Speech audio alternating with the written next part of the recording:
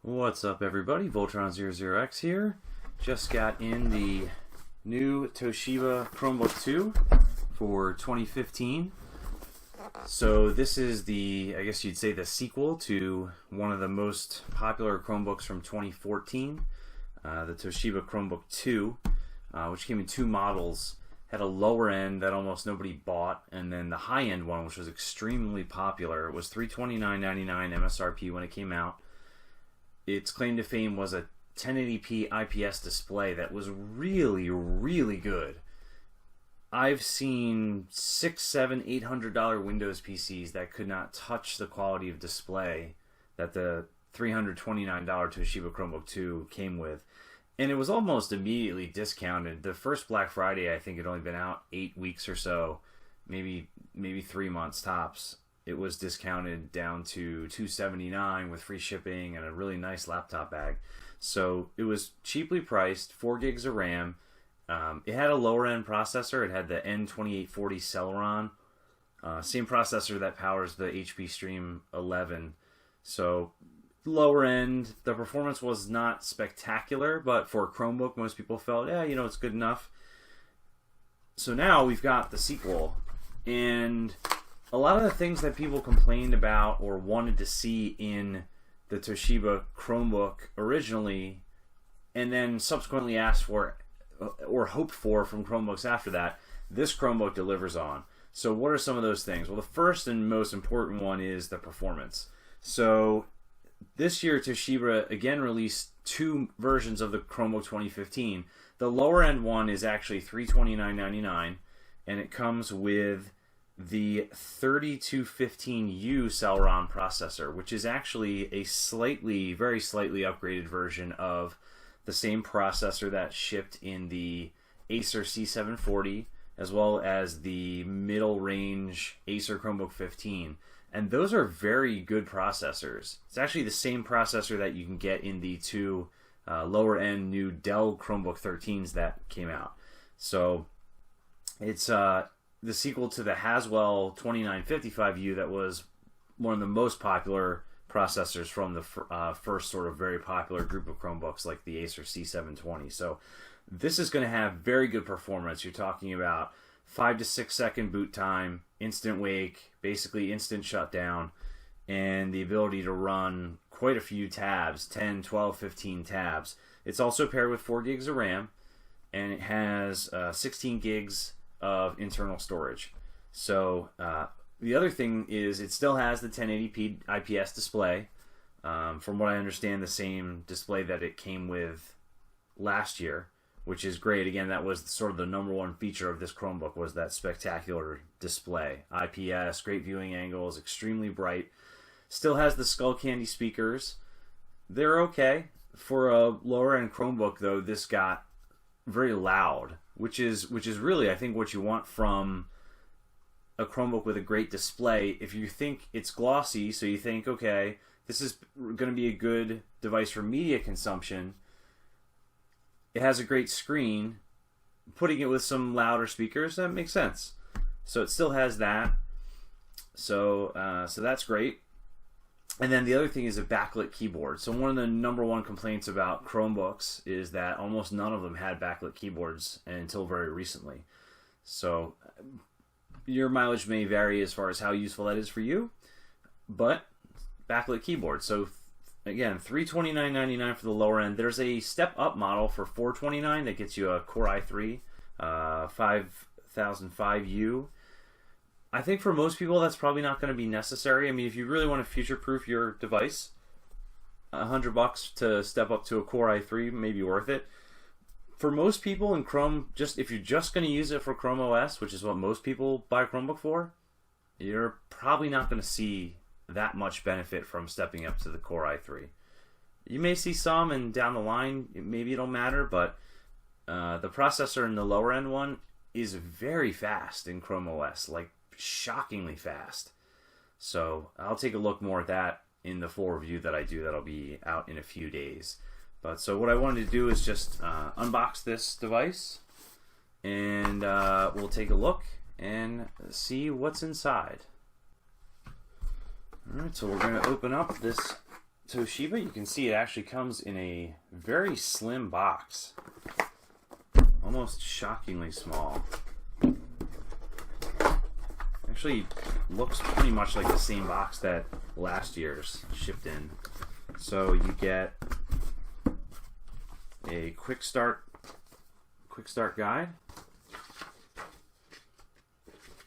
I should note too, the upgrading processor, this does have a fan, so I suppose if you were extremely ecstatic about the fact that last year's didn't have a fan, you know, this one does have a fan. But my experience with Chrome OS is that in actual Chrome OS, it almost never kicks the fan on unless you're doing something crazy like trying to stream 3 or 4 videos at the same time.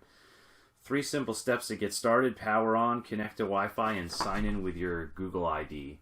And if you've never used a Chromebook before, it actually really is that simple. If you have a Google account already, a Gmail account or Google account, you just sign in with that.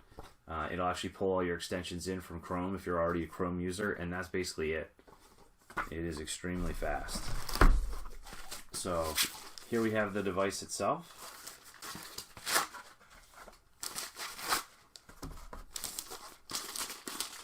It's nicely packed up here. Now, the last year's model, as I said, for consumer-facing Chromebooks, I have to say is probably the one that was talked about the most. It was extremely popular. Probably the only knock on it besides the performance was that people had some issues with the build quality, which I will talk more about in a second. So I'm going to set this aside. Here you can see this is pretty thin. This weighs about 3 pounds. And here packed in are the power cord, power brick. This is actually pretty small. And your extension cord, and that's it. So that is all you get in the box. Really should be all you need. Alright, so taking a look at the actual Chromebook itself, it has a similar textured lid as the previous one, and they go for a little bit of a wedge design here. I mean, they're not pulling off like an Apple wedge or anything like that, but the Acer C720 and Chromebook 13 and some of the other Acers were like a flat slab. And this is honestly more of a sort of modern design that I think will resonate more with most people. So as I'm looking at the front of the device here, on the left side there's the power cord, a USB 2.0, and a full-size SD card slot on this side. On the other side we've got our combo headphone microphone jack, USB 3.0, a full-size HDMI, and then a Kensington lock. So no USB-C or anything like that here, and only one USB 3.0, but it is there. And then on the back, you've got the fan, I guess the exhaust for the fan, as I said, on the bottom as well. So, I mean, it feels similar to last year's. It's you know, it's a pretty nice device. I like it. I like the textured lid. It's not the most attractive Chromebook in the world, but it doesn't look bad. I'm going to open it up and see if it has any juice. From what I hear, they're shipping these without any power. So, very minimal stickers on the front, which is good to see. Here's what it looks like. And trackpad looks similar. It feels pretty good. Just a click. Yeah, I mean, so here's the issue that I'm going to have to some extent is when I bought my first Chromebook 2, I'd been using a lot of lower end devices. Subsequent to that, now I've gotten a little bit more used to using MacBook and the Pixel 2015. So by comparison, this trackpad feels it feels pretty, you know, you can tell it's budget.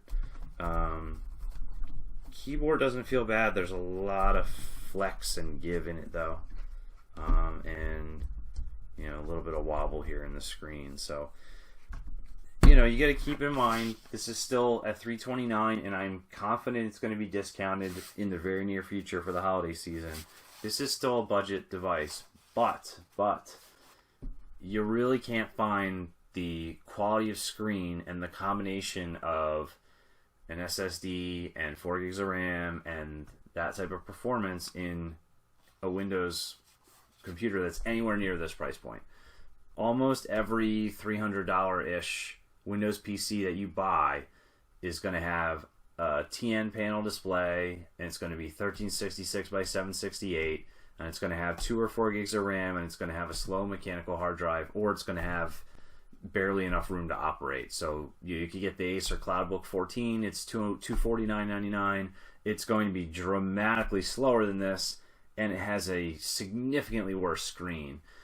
While it's going to have more storage, the Chromebook is designed to barely have any local storage, and the operating system is not going to continue to get these large updates that just eat away at your space like a Windows does. So you know, you kind of are getting what you pay for here, but from a performance perspective, this is going to be a dramatically better performer, I think, than some of the lower end Windows devices. So again, check back soon. I'll have my full review up in the very near future. I also have the Dell Chromebook 13 coming in at the end of the month, so I'm going to hang on to this one for a little while and do a comparison between the two, so you can take a look for that as well. So as always, I appreciate you watching, guys. Stay safe out there, and again, stay tuned to the channel. I'll have quite a few more Chromebook videos coming up in the very near future.